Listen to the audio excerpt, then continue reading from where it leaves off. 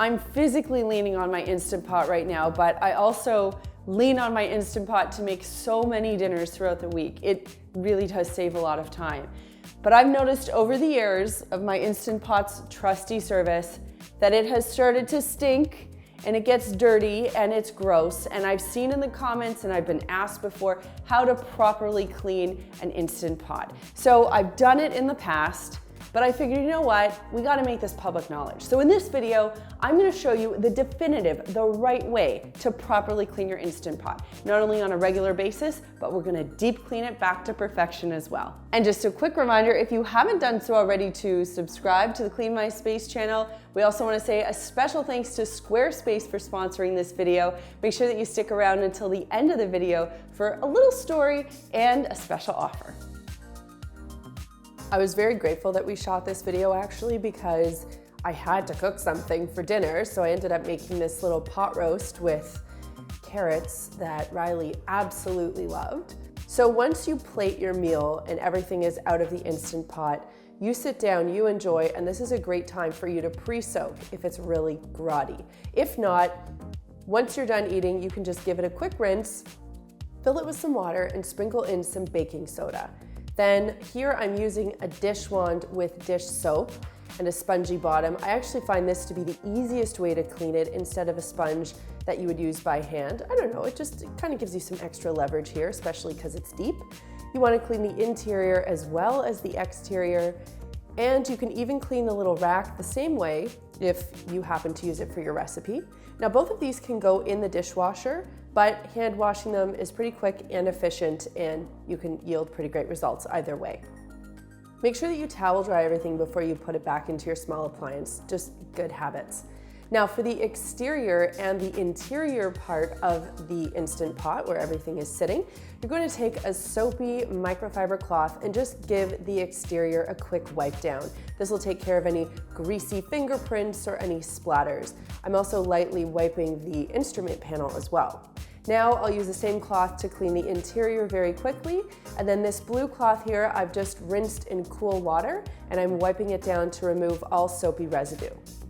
For the inside of the lid, I'm just spraying it down with some all-purpose cleaner, sprinkling on some baking soda, and I'm going to use a cloth with dish soap and water to give everything a good wipe down.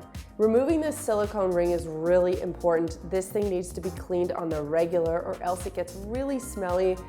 Trust me, I know from experience. You're gonna wipe everything down with that cloth, give it a quick rinse, and then you wanna dry it with a dishcloth before you replace anything. Now for the silicone ring, you can either place it on the top rack of your dishwasher, or you can do a little steam clean treatment for the silicone ring by simply leaving it installed in the top of the lid and adding 2 cups of water and 2 cups of plain white vinegar into your Instant Pot.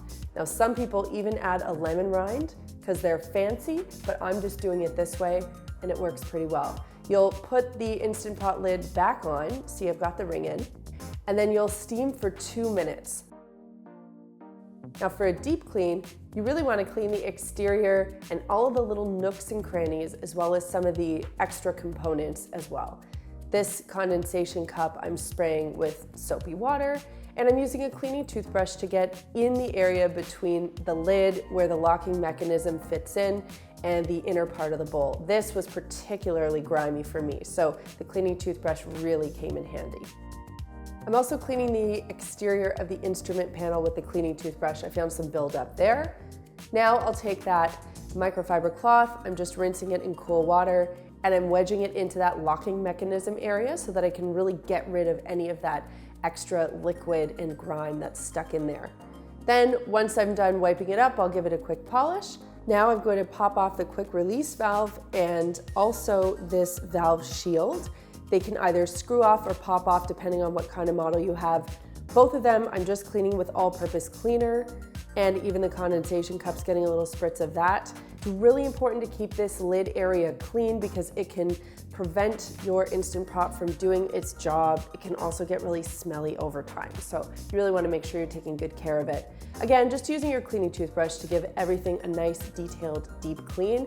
And for any gunky, grimy areas on those smaller components, you can add a little bit of baking soda to the mix, and then just give everything a really good rinse, and put it right back where it belongs. The other thing to make sure of is that you're checking your silicone ring to ensure there are no cracks or damage.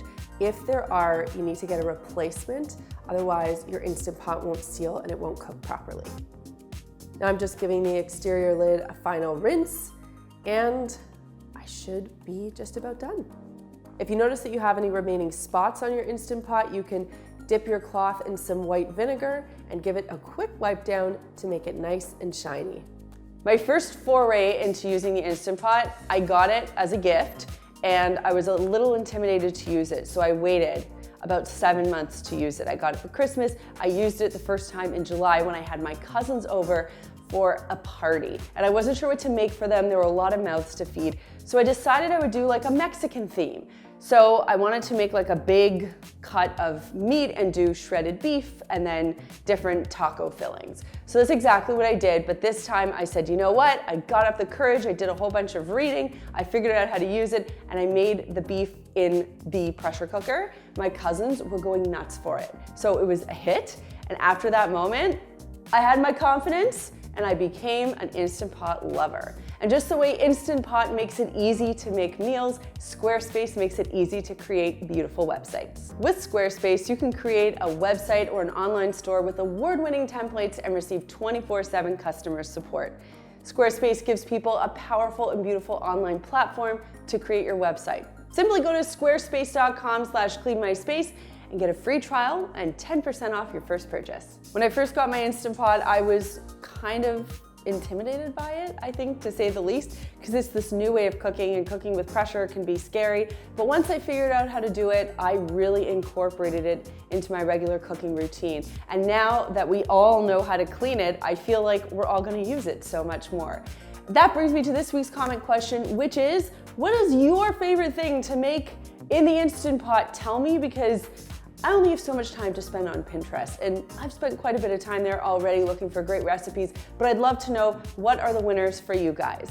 Here are a couple of other videos I think you're going to love, and if you want to learn more about Maker's Clean microfiber cloths, you can click this button right over here. There is a button down there that lets me know you care, so click it if you liked this video, and click this button right here to subscribe and begin your journey to a cleaner life. Thanks so much for watching, and we'll see you next time.